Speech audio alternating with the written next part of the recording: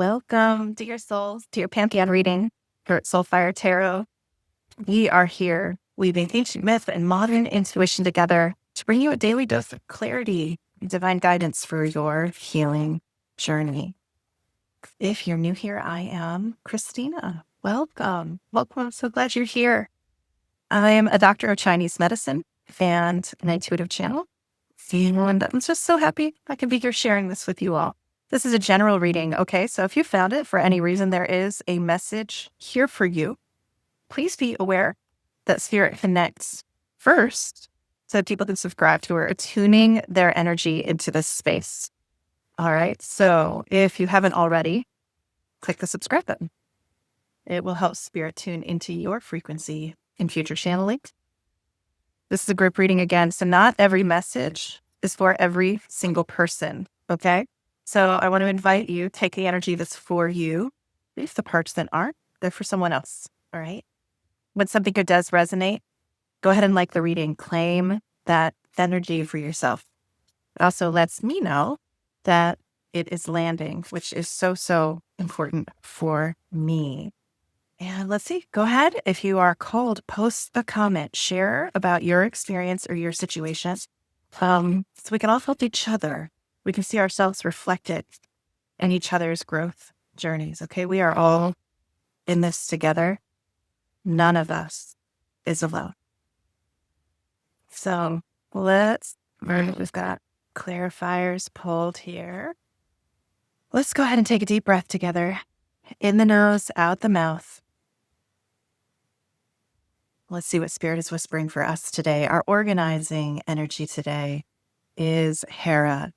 Hera is the ancient energy of the primordial goddess. Before there was a pantheon, there was Hera in her many different names. There is a place called the Hera in Greece.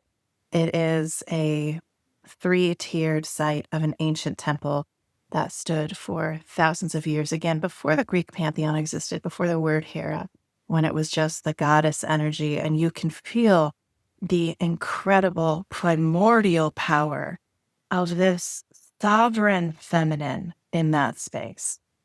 Now, Hera is known to rule over marriage, over fertility, but particularly divine sovereignty. She is the queen of the heavens. And you can see this is about this sacred stewardship of self, of family. It is complete ownership of every single part of myself. You know, because we've been in a patriarchal culture for quite some time, right? The stories of Hera have typically been told only as a reaction to the behavior of her husband. Imagine that. Imagine if you are a massive, powerful, just imagine in your own life if everything everyone ever said about you was about how you reacted to someone else. Just the level of erasure in the stories. And then think about what kind of power must someone have for people to need for thousands of years, must an energy have for thousands of years for people to try to erase and make her only a sidekick, make this energy only secondary, only be about reaction, when the truth is it is about ownership of myself. So we have her as the Empress, okay? So this incredible divine ruler, this incredible primordial self-ownership, feminine, wild, untamable, regal, sovereign energy as the Empress. The traditional Empress meaning is like a fertility, nurturing, sensuality, abundance. Here in this deck, when we pull these two together, Hera as the Empress, for today's archetypal energy, we're really looking at sovereign femininity. It's about like ruling not from duty, but from power that is actually rooted in an inextricable sense of your own self-worth. Because love and leadership are not opposites. Creation, our innate capacity to create and to multiply and to have abundance and just flourish, that exists where boundaries and reverence coexist. So this is this, I can love you as much as I love myself, which means boundaries govern my behavior, my standards, what I'm willing to do, what I'm willing to show up for. And that is in love. It is not unloving to know that I own my own soul. I am the captain of my soul through this life. There's a wonderful poem, my very, very favorite poem that's coming to mind, Invictus. And yeah, I guess I'm going to share it. Out of the dark that covers me, black as the pit from pole to pole, I think whatever gods may be for my unconquerable soul. In the fell clutch of circumstance, I have not winced nor cried aloud. Under the bludgeonings of chance, my head is bloodied, but unbowed. Beyond this place of wrath and tears looms but the horror of the shade, and yet the menace of the years finds and shall find me unafraid. It matters not how straight the gate, how charged with punishment the scroll. I am the master of my fate. I am the captain of my soul. That to me, that was written by a man, and yet, I'll pop the link down below. And yet, this is so the energy of Hera that I experienced at her temple and that we can feel with her. It is this complete ownership. It doesn't matter what the challenges have been. It doesn't matter. When I was very, very sick, I used to actually be disabled before I found my way to Chinese medicine. And when I was very, very sick, I was in a hospital and I had lost a lot of my cognitive capacity that had always been so important to me when I was in business, when I was a strategic consultant, all that kind of work. And, my brain was my trademark my whole life. And I was so sick and so unwell, and I'd been through really difficult experiences, post-traumatic stress, all those kinds of things were present in my world. And this had been my favorite poem, and I couldn't remember it. I couldn't remember so many things. I had huge gaps in my memory. And I spent a week line by line, word by word, taking myself through to reclaim and remember that poem, because it was the memory that I own my soul, no matter what. It doesn't matter how hard it is or how hard it's been. It doesn't matter what the provocation from someone else. I am the master of my soul. I am the master of my behavior. No one determines my behavior. It doesn't matter what they do. It doesn't matter what they say. I am the captain of my soul in this lifetime, period. There are no excuses. Someone can hold a gun to my head and they still can't make me do a damn thing because I am the one who decides how I behave.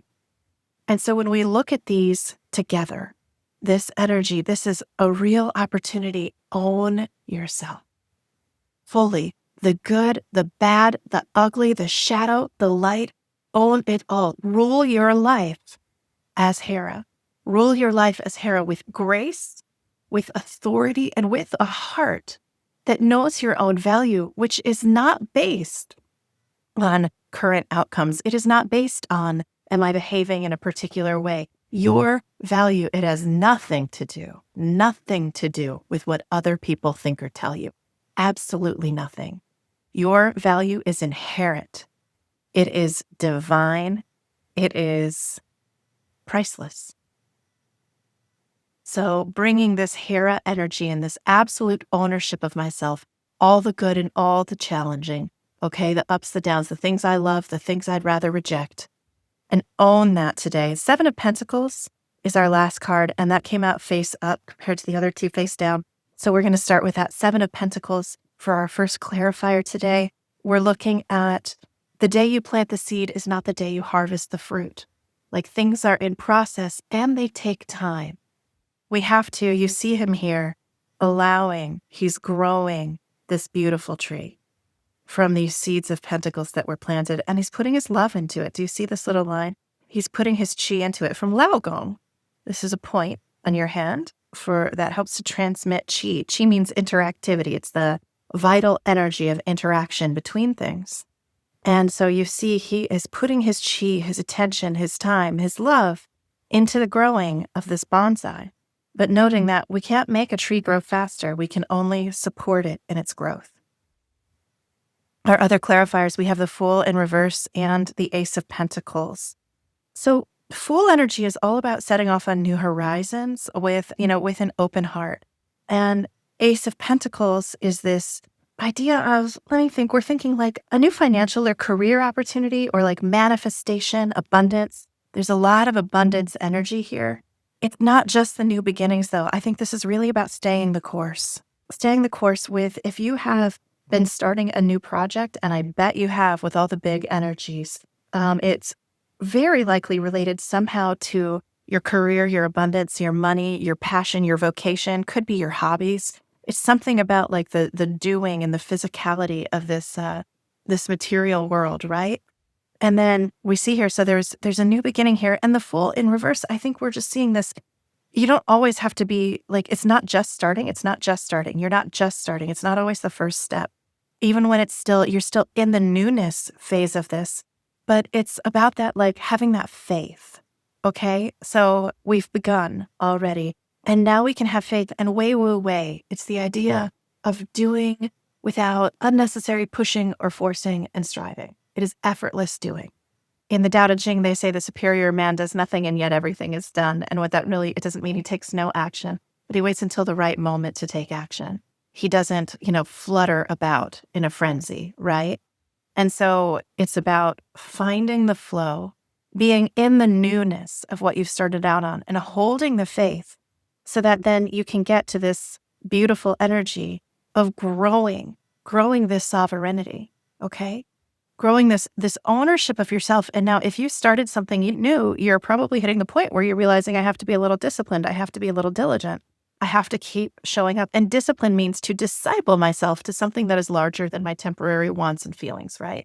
So you are discipling yourself to this goal, this vision of self-growth, this vision for career, of what you want to make for yourself in your life, of the dreams that you have. You are discipling yourself to that so that you can make it happen and give yourself the time and space necessary in order for those seeds to grow. I don't actually feel a big need to pull a bunch of clarifiers on this. This feels like a really clear message today about owning yourself, all the parts of yourself. And so we've been using the Light Seers Tarot, by the way. Yeah, and here we are. So our Moonology card, our final message from the universe today is to push through any insecurity. All right, so there's that faith from the Fool and that way. When you start getting a little attention, as soon as you start getting a little attention, you're going to get positive feedback. You're going to get a little bit of critical feedback. That's the nature of humanity. It's just how people work, and it happens to all of us. You're going to bump up against your own limiting beliefs, your own challenge with sort of the ceiling of your expectations for yourself right now. And that's going to stir up insecurities. That's going to stir up old thought patterns, old feelings, old maybe mean things people might have said to you at one time. Can run through your head. And it's just really, really important to just move right through it. We don't have to dive all the way into our insecurities when they happen. What I can do is I can acknowledge you and say, okay, I see you.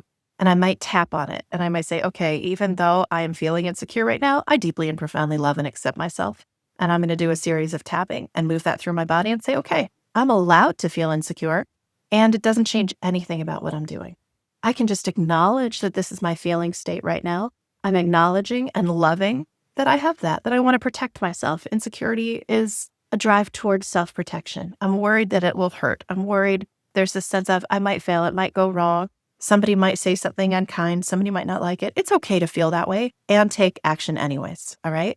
We're allowed all of our feelings. You don't have to push them away. In fact, it's not ideal, especially when we look at our growth journey in the context of recovery from traumatic events or a series of events, especially early trauma. Our insecurities tend to shut us down and make us feel small because that feels safer, right? And that's your body and spirit trying to protect you. But you are like a ship in harbor, all right? A ship in harbor might be safe, but that's not what ships are built for. You are built to sail. Okay, loves, I don't know if you can see that just jumped again. This is actually my third try at this reading. It's been a little crazy with my guides today, so I think we're going to close it here. So we were finishing with this notion of you're built to sail. Your spirit is built to move, to have experiences, to feel the fullness of life. To do that, own yourself. Own yourself, okay? Fully own yourself so that you can receive the abundance that you're growing, that you've planted in this life, on this journey, on this venture, this self-growth venture, this career venture, whatever it is that is so important to you to manifest into your world right now. Move yourself through any insecurities. I so hope this has been helpful for you, loves. That is what I'm showing up for here. If anything resonated for you, please do drop a like. It really helps me and it helps my little baby channel, so YouTube starts to know who's digging the content, who's connecting with it. And I will see you back here again very, very soon for our next Pantheon reading. Love you very much. Take good care, okay? Bye-bye.